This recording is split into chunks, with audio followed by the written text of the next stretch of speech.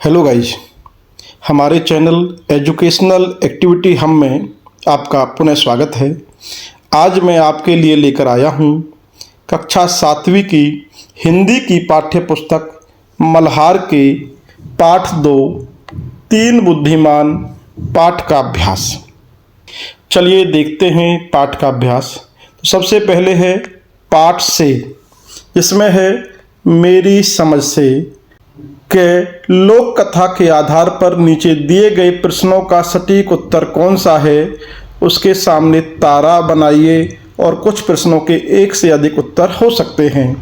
तो इसमें हमें प्रश्नों के सही उत्तर छांटने हैं। लोक कथा में पिता ने अपने बेटों से धन संचय करने को कहा, उनकी इस बात का क्या अर्थ हो सकता है? नंबर 1 है खेती बाड़ी करना और धन इकट्ठा करना। नंबर 2 है पैनी दृष्टि और तीव्र बुद्धि का विकास करना। नंबर 3 ऊंट का व्यापार करना। नंबर 4 गांव छोड़कर किसी नगर में जाकर बसना। तो यहाँ पर इसका जो सबसे सही उत्तर है वो है पैनी दृष्टि और तीव्र बुद्धि का विकास करना। पैनी दृष्टि और तीव्र बुद्धि के द्वारा हम जीवन में किसी भी तरह की कठिनाइयों से बच सकते हैं और हम धन संचय कर सकते हैं, क्योंकि वही बुद्धि ही हमारा वास्तविक धन है। प्रश्न अगला है, तीनों भाइयों ने अपने ज्ञान और बुद्धि का उपयोग करके ऊंट के बारे में बहुत कुछ बता दिया, इससे क्या निष्कर्ष निकाला जा सकता है? तो सबसे पहले है बुद्धि का प्रयोग करके ऊंट के बारे में सब कुछ बताया जा सकता है। दूसरा है समस्या को सुलझाने के लिए ध्यान से निरीक्षण करना महत्वपूर्ण है। तीसरा है किसी भी व्यक्ति का ज्ञान, बुद्धि और धन ही सबसे बड़ी ताकत है। और चौथा है ऊंट के बारे में जानने के लिए दूसरों पर भरोसा करना चाहिए। तो इसके 3 उत्तर सही हो सकते हैं कि बुद्धि का प्रयोग करके ऊंट के बारे में बताया जा सकता है, समस्याओं को सुलझाने के लिए ध्यान से निरीक्षण करना महत्वपूर्ण है, किसी भी व्यक्ति का ज्ञान, बुद्धि और धन ही सबसे बड़ी ताकत है। तो लेकिन जो इसमें सबसे जो सटीक उत्तर होगा वो होगा दूसरा, समस्याओं को सुलझाने के लिए हम ध्यान से निरीक्षण करना महत्वपूर्ण है। प्रश्न तीसरा, राजा ने भाइयों की बुद्धिमत्ता पर विश्वास क्यों किया? तो इसका है भाइयों ने अपनी ताकत को तर्क के साथ समझाया। राजा को ऊंट के स्वामी की बातों पर संदेह था। राजा ने स्वयं ऊंट और पेटी की जांच कर ली थी। भाइयों ने राजा को अपनी बातों में उलझा लिया था।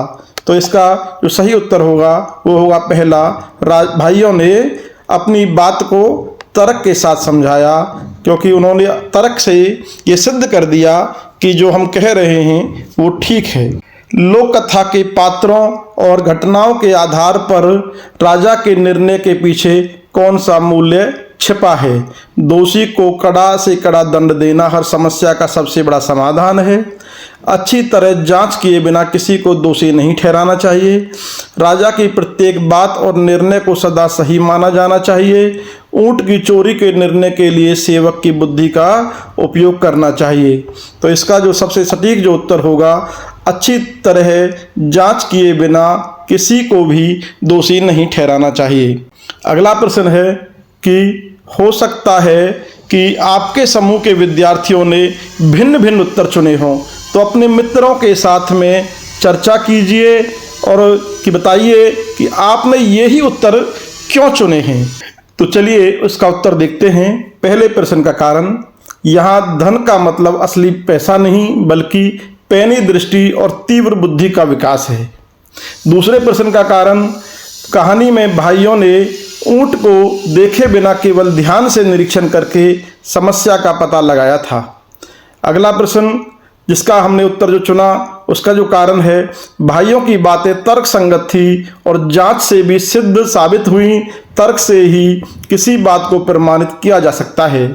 और प्रश्न नंबर 4 के जो उत्तर दिया गया उसका कारण है कि जल्दबाजी में बिना जांच किए निर्णय लेने से किसी दोषी को भी सजा मिल सकती है, इसीलिए उचित जांच पड़ताल के बाद ही निर्णय लेना चाहिए।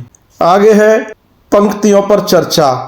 पाठ में से चुनकर कुछ पंक्तियां नीचे लिखी गई हैं, इन्हें ध्यान से पढ़िए और इन पर विचार कीजिए। आपको इनका क्या अर्थ समझ में आया, अपने विचार अपने समूह में साझा कीजिए और लिखिए। तो जिसका पहला प्रश्न है, रुपए पैसे के स्थान पर तुम्हारे पास पैनी दृष्टि होगी और सोने चांदी के स्थान पर तीव्र बुद्धि होगी।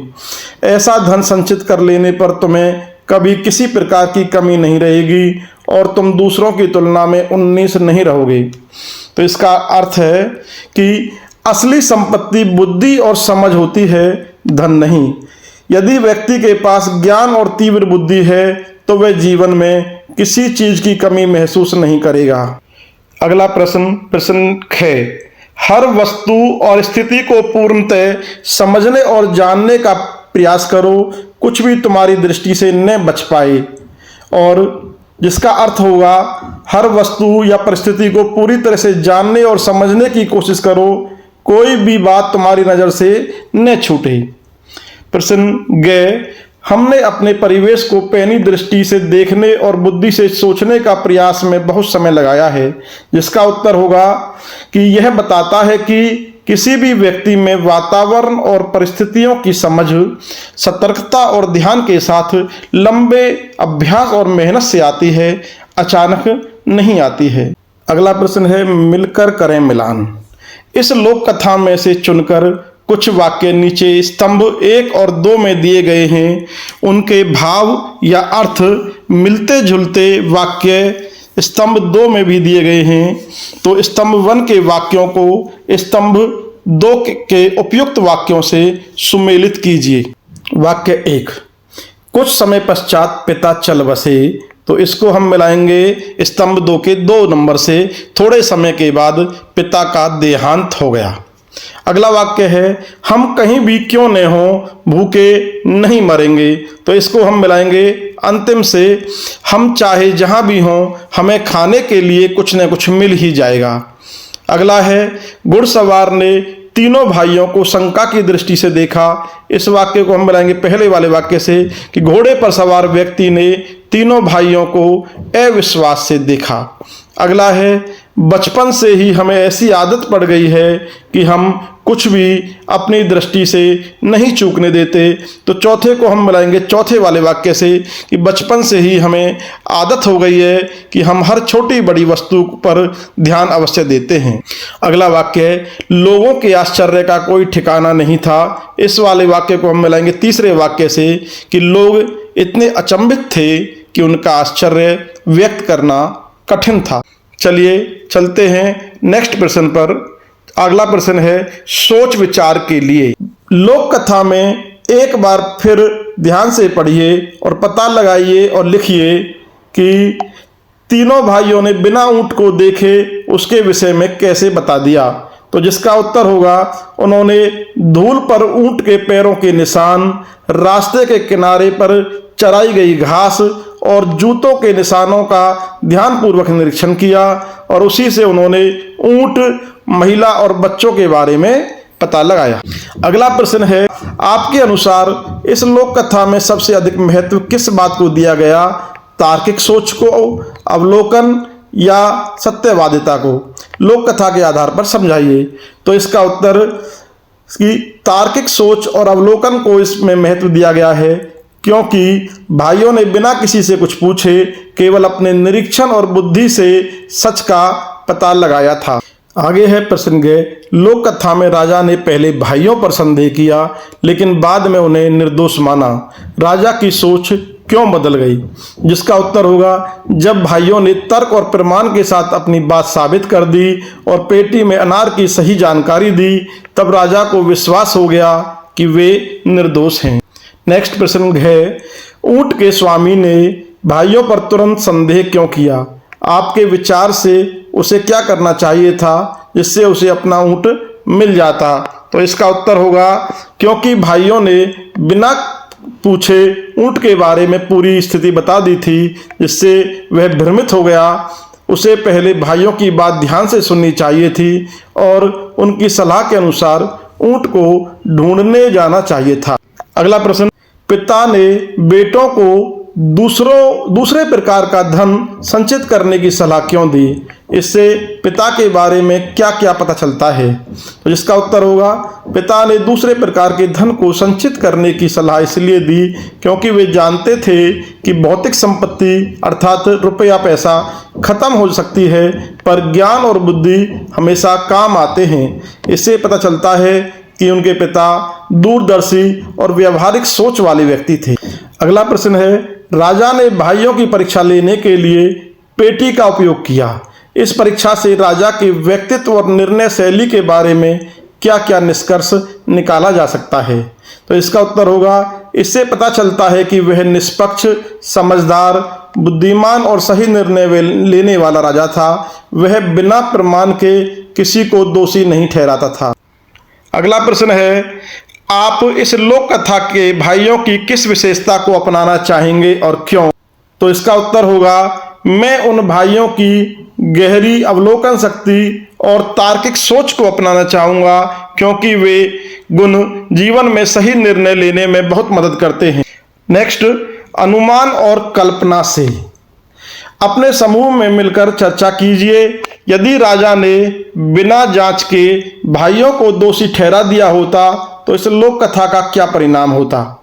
तो जिसका उत्तर होगा, यदि राजा ने बिना जांच के तीनों भाइयों को दोषी ठहरा दिया होता तो निर्दोष भाइयों को दंड मिल जाता और जिससे प्रजा का राजा पर से विश्वास उठ जाता और राज्य में असंतोष फैल जाता।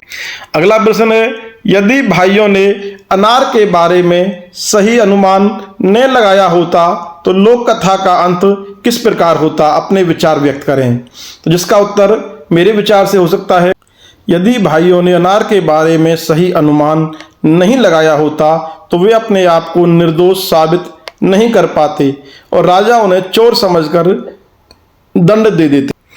नेक्स्ट प्रश्न, लोक कथा में यदि तीनों भाई ऊंट को खोजने जाते तो उन्हें कौन कौन सी कठिनाइयों का सामना करना पड़ सकता था?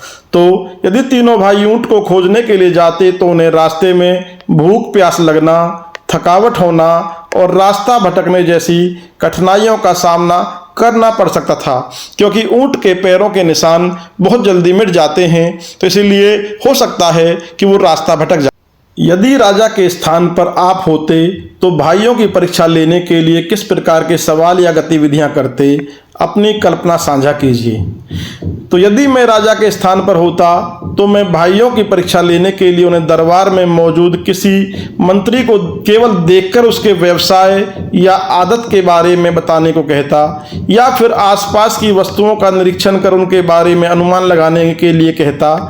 तो इस प्रकार, लेकिन आप चाहें तो कोई और भी गतिविधि के माध्यम से भाइयों की परीक्षा ले सकते हैं। आगे है शब्द से जुड़े शब्द। नीचे दिए गए रिक्त स्थानों में बुद्धि से जुड़े हुए शब्द अपने समूह में चर्चा कीजिए। तो यहाँ पर एक शब्द दिया हुआ है बुद्धि, उससे जुड़ा हुआ एक और शब्द यहाँ पर दिया हुआ है मस्तिष्क। तो इससे जुड़े हुए आपको और शब्द यहाँ पर लिखने हैं, जैसे कि आप लिख सकते हैं अकल, इसके अलावा आप लिख सकते हैं विवेक, ज्ञान, समझ, बुद्धिमानी,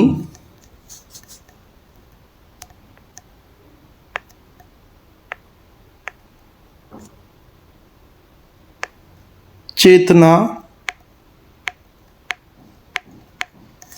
और भी आप शब्द लिख सकते हैं जैसे कि मेघा।